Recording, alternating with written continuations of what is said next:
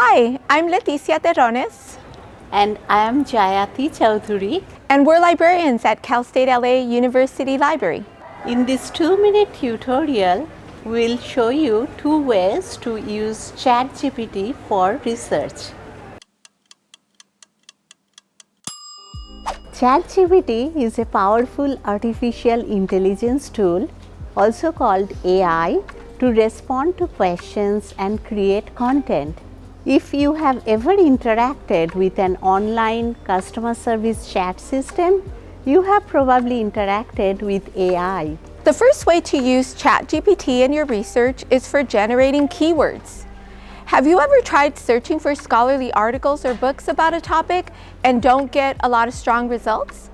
One reason this happens is because you may only have a few synonyms to describe the topic or phenomenon you're researching. The database will only search for the keywords you enter. Another reason why this happens is because different databases index or label articles and other scholarly materials with a specific set of words or vocabulary. So the keywords you enter in one search may be different from the keywords used in databases like ERIC or PsycInfo to describe your topic. Strong researchers draw from a generous but precise list of vocabulary or key terms to describe their topic. Here's where ChatGPT can help generate lists of keywords to expand your database search terms. For example, let's say I want to do a research paper on plagiarism. Let's ask ChatGPT the following. Generate a list of keywords for research about higher education, plagiarism, and student integrity. ChatGPT generates a list of keywords you can use to build a database search that matches your topic of inquiry, such as educational ethics and plagiarism prevention, or plagiarism prevention and higher education. Another way to leverage ChatGPT for research is to ask it to generate definitions and scholarly sources for important terms, concepts, or historical figures. I'll ask ChatGPT, what is community cultural wealth? Can you provide a definition with scholarly references?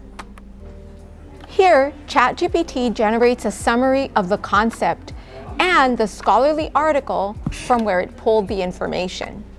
Your job is to verify ChatGPT's content, reading the summary and article source to grow your comprehension and application of the concept. Remember that ChatGPT is not comprehensive and not as intelligent as you are. For example, while ChatGPT only lists one scholarly source, many scholars have in fact built upon and elaborated the concept of community cultural wealth, applying it to diverse disciplinary fields.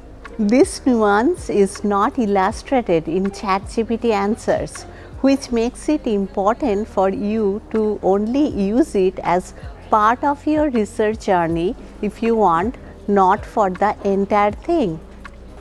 Be sure to check out all the videos in our 2-minute tutorial series on our social media channels and our website, calstatela.edu/library.